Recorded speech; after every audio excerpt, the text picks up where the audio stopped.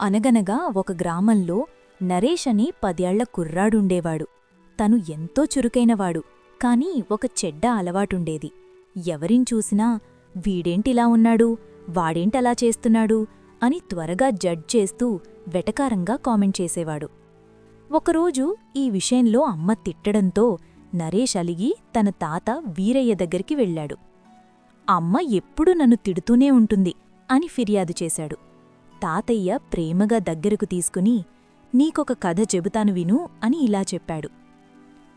ఒకసారి జనం రద్దీగా ఉన్న రైలులో ఒక వృద్ధుడు, అతని 24 ఏళ్ల కొడుకు వచ్చి కూర్చున్నారు.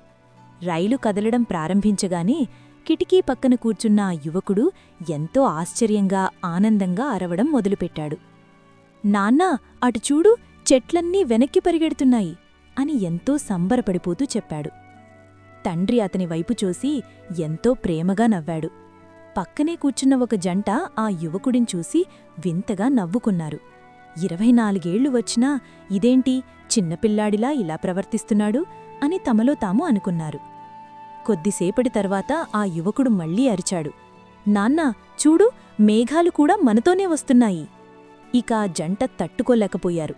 ఆ వృద్ధుడి దగ్గరికి వెళ్ళి, అయ్యా, మీ అబ్బాయిని ఏదైనా మంచి డాక్టర్కు చూపించవచ్చు కదా, ఎందుకో తను మానసిక స్థితి సరిగ్గా లేనట్టు ప్రవర్తిస్తున్నాడు అని జాలిగా చెప్పారు.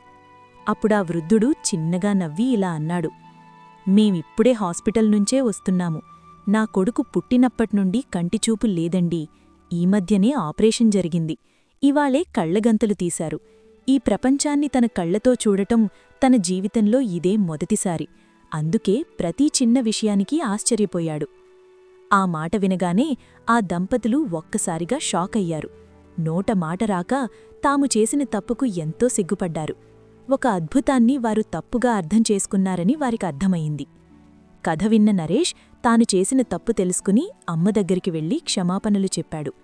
ఆ రోజునుంచి నరేష్ ఎవ్వరినీ కామెంట్ చేయలేదు. కథలోని నీతి: మనం ఒకరి గురించి పూర్తిగా తెలుసుకోకుండా వారి ప్రవర్తనను బట్టి జడ్జ్ చేయకూడదు. ప్రతి ఒక్కరి వెనక ఒక కథ ఉంటుంది. అది మనకు తెలియకపోవచ్చు. అందుకే ఎవ్వరినీ తక్కువ అంచనా వెయ్యకండి.